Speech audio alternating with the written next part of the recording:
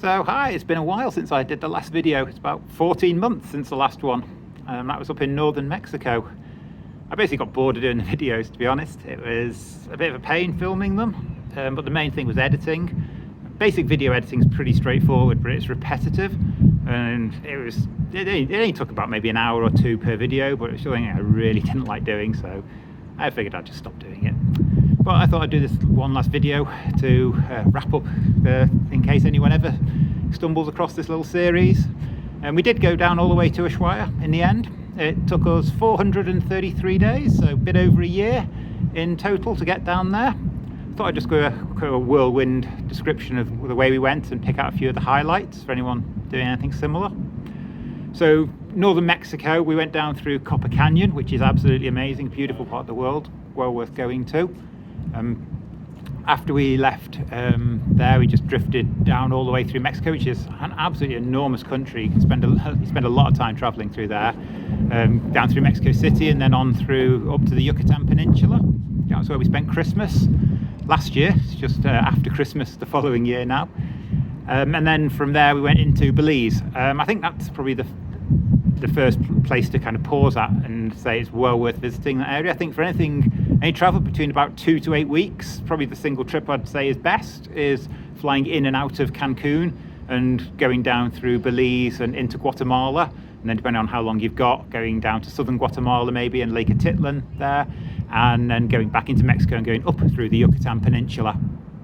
That is all that is an amazing trip. The geography, the lakes, the history of the Mayan cultures there. They were all, that's just an amazing part of the world there. So I'll also say the single best thing on the entire trip was there, which was if you get a chance to go to Volcan Acatenango. That is a volcano in southern Guatemala, and it overlooks Volcan Fuego, which is constantly erupting. That was definitely the single best thing of the whole trip. It's an overnight hike, so you see the volcano erupting with lava all through the night. Erupts about every 20 minutes.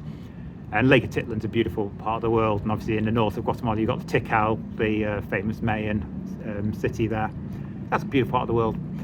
From there on we headed into El Salvador, then up into Honduras, down through Nicaragua. Nicaragua again is an amazing country. A bit dubious about what to think about that, being a dictatorship and whatnot, but you wouldn't really know it at all. It's people are really friendly. It's probably one of the big surprises of the trip. It's a really nice country to visit and very, very cheap to travel as well. So if you get a chance to go to Nicaragua, well worth it.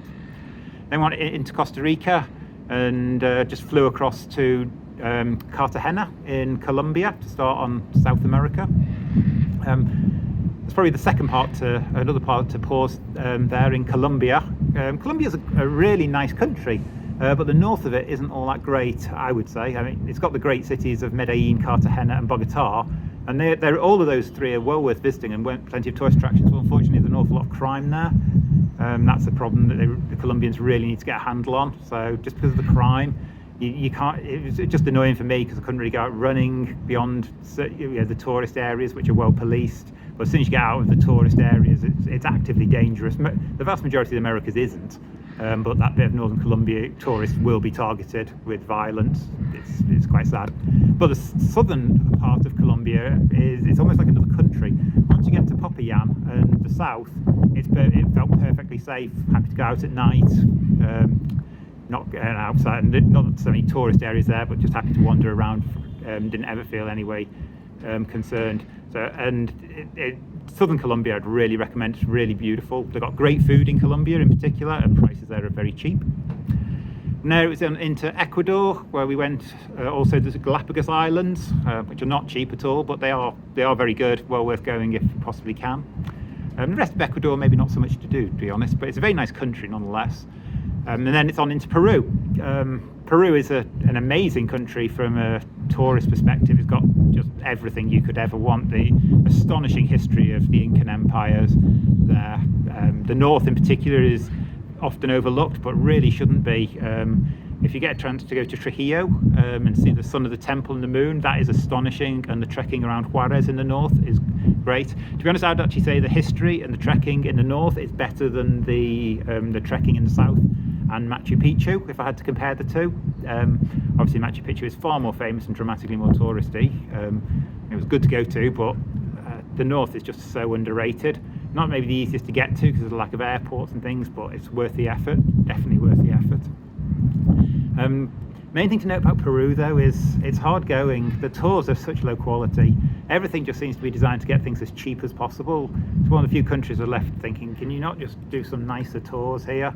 And why does everything have to start at 4 o'clock in the morning? They have an obsession with that. Just every tour has to start at the crack of dawn. God knows why. It wasn't necessary. You often got back at 3, 4 o'clock in the afternoon even. And also there's a horrid habit of always wanting to stop for food in little tin pot, restaurants alongside the road. Why do you have to spend 2 hours over a very average meal? The tours could be so much better designed in Peru, and it's consistent over the whole of Peru. So that was a real downside of Peru, but the quality of the tours does make up for it in terms of what you see. You're just thinking, why do we have to be in these vehicles? Why do we have to be stopping at these restaurants? And why does it have to be at the crack of dawn? But yeah, Peru is definitely worth seeing, and quite frankly, all of it is worth seeing. So you definitely want to go a few times to Peru if you're only doing short trips. And from Peru, it was on into Bolivia, which is a nice country, but there's not a huge amount to see. So I only spent a few weeks there. And quickly into Chile, but Chile is very, very expensive. And then we head on to what was absolutely the star of the tour, and by far and away the best country, Argentina. I can't say good enough things about Argentina. It was beautiful. They've got so much there. It's very European. It's very well developed. It's very sophisticated. The people are really nice. You really just notice so many differences. People there don't litter. I mean, obviously some do, but there's just there's very little litter around. The driving is really polite. It's way better than European standards, and particularly London standards. Restaurants there are beautiful. Really high quality restaurants, really nice to eat in. Tours are all really well designed, and they've got obviously so many different parts of the country because it's such a big country. Got the wine areas of the northwest. Patagonia is definitely the best place for tourists for trekking and seeing the glaciers. But Ushuaia down in the south is amazing, and Tierra del Fuego. Then the other really good part of the country is the northeast, where you're looking at Iguazu Falls and Carlos Pellegrini, the wetlands. Not many people go to Carlos Pellegrini, but it's well worth it to see huge, great capybara everywhere, and caiman. It's worth a few days there, not more than that, but on the way to or from Iguazu, it's definitely worth doing. And we actually spent 4 months, I think, in Argentina because it was so nice. I miss it already because now we're in Paraguay, and Paraguay is quite pleasant, but there's not much to do in Asunción where we are right now. Though we do have a nice rooftop pool here, which is where I thought I'd just do this update video from. Basically, we're on our way into Brazil now to fly home in a few weeks' time from Rio. So a few stats from the trip in case anyone's interested in planning. It took us, as I said, 433 days. In that time, we spent just over £50,000 in total on absolutely everything. That was for myself and my partner Jane. That's all food, accommodation, all the activities we did, all the transport, so absolutely everything, 51,000, which worked out at £120 per day each, so £60 per person per day for those 433 days. If you want to do it cheaper, you definitely could. I class this as a very mid-range sort of tour. We stayed in apartments. We didn't stay in any dorm rooms at all. We could have stayed in nicer places, obviously, but just generally one-bed apartments along the way was what I generally wanted to look for. Travelled all the way on buses, but we did take a few flights along the way. Because we flew out to the Galapagos, we flew up to in northern Peru. We flew up there for a week, 10 days. Chartered our own little boat around the Amazon, which was great. Captain Cook and the helmsman. It was good fun, but it's expensive and it's probably not actually worth it because you don't see a whole lot more than you would on a much cheaper trip. But if you wanted to spend less, you certainly could. I'd say you could easily knock off 20% what we did without really noticing it. Maybe even 30-40%. After that, you'd probably be thinking maybe economising quite a lot, which a lot of people do, and it's absolutely fine. And you could spend a bit more, but I think if you spent more than about 20 or 30% more than we did, then that would really be quite a nice trip to be doing.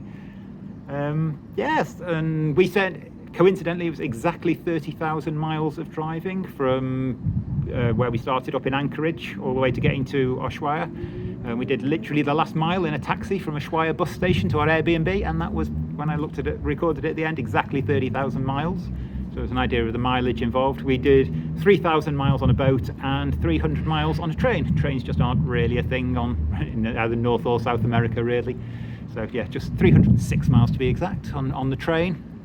The vast majority of that was in northern Mexico. going through Copper Canyon, which is beautiful. Definitely one of the highlights of the trip there.